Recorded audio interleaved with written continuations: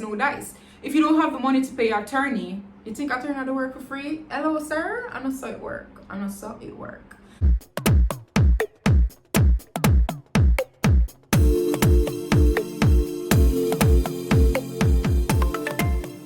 Welcome back, guys. Welcome to my channel. I still can't believe I have a channel, but welcome back to my channel. Today we're gonna talk about the don'ts when purchasing real estate. I'm not gonna talk about the do's because you kind of should have figured them out by virtue of the last two videos.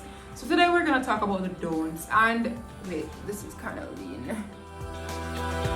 Today, I'm just going to tell you the don'ts based on my experience as a property acquisition consultant at Palapoli Consulting. You can go and follow our page for, to be honest, we don't really post much about the process itself because that's what we do. You just come to us and we do everything for you, whether it is acquiring property that's already standing or you want to acquire a piece of land and build. We do the entire process for you from buying the land to construction. So we don't really post much about the process, but we post designs, things that are aesthetically pleasing. So go and follow our page. So today we're going to talk about 6 things that you should not do when buying real estate. Number 1.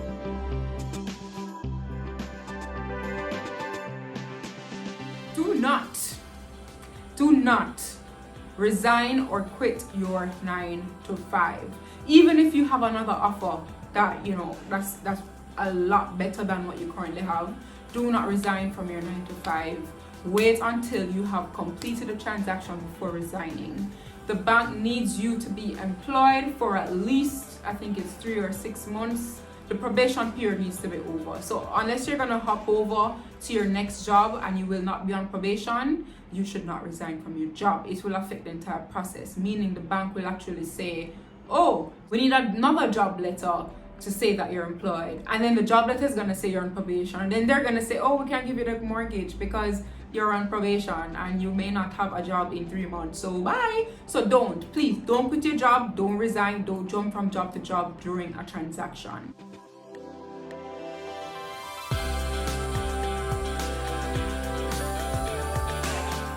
Don't take on additional expenses during a transaction. If you intend to purchase real estate or you put an offer down, you have paid a deposit, the process has started.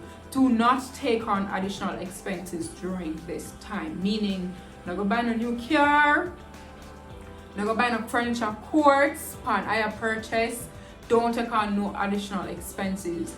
Don't go start no business during this time where you have to pump money in out. And listen, it will affect your ability to qualify for a mortgage at the bank. No matter if you pre-qualified, because remember I told you in one of the other videos, pre-qualification does not mean that the bank will give you the mortgage. You have to go back through the process again when you officially want to ask the bank for money, and they reserve the right to tell you no if your situation has changed. So do not take on any additional expenses, not even no investment policy where month to month come out of your account. So for example, if you are on an investment policy that demands that you pay a certain amount every month, wait until you have completed the transaction before you take on any additional expenses.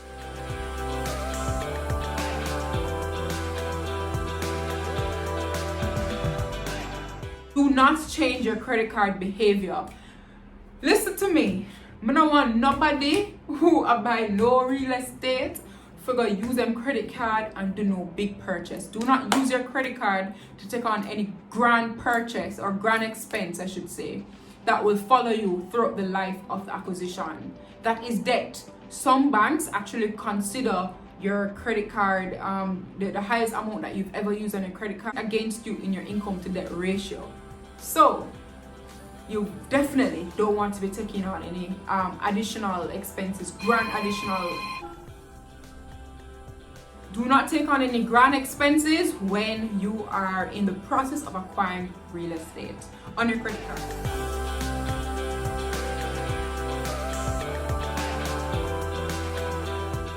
Do not co-sign any loans. Do not co-sign any loans. Not for your mother, your father, your granny, your uncle, your brother, your sister. Do not co-sign any loans. It changes your credit report. And remember, I said the bank reserves the right to withdraw its offer if your situation changes. Even if the bank say, yeah, you approve, and then you go co-sign loan tomorrow and then find out, they reserve the right to withdraw if you haven't signed the offer yet, and if they haven't finalized the agreement, finalized the sale yet, they reserve the right to withdraw their offer. Do not co-sign any loan.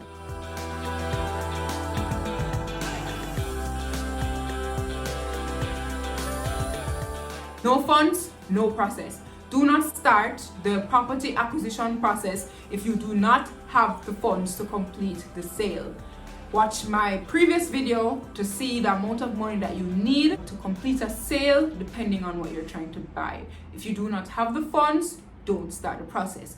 No funds, no sale. Full stop. And the reason for this is that if you don't have the money to pay the commitment fees to the bank, for example, that's no mortgage, that's no dice. If you don't have the money to pay your attorney, you think attorney had to work for free? Hello, sir? I know so it work. I know so. If you don't have the money to pay palapali, that's a whole other kettle of fish. You don't owe money to palapali, my love, and I said work either. So do not start the process unless you have the funds to complete. Do not start the process if you don't have money to pay for the report that you need. Don't start unless you have the money.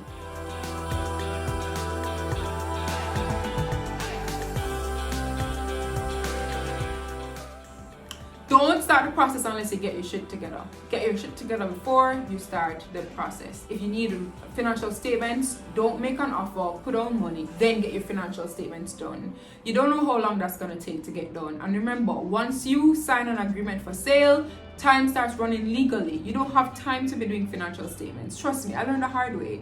No matter how you be an accountant, PP, clock, or it can take more time than you anticipate, and it can affect your sale.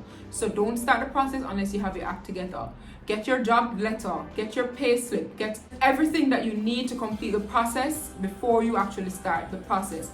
If you know your credit report don't look too wonderful, wait until you can see some improvement in your credit score and your credit report itself before you start the process, because if you have a bad credit report, you may not qualify. So these are things that you need to look out for. So I hope these tips were super helpful. Do not allow this to happen to you. You will get yourself in trouble. You will lose money most of the times if you allow this to happen, or you will miss out on a great opportunity if you don't get your act together.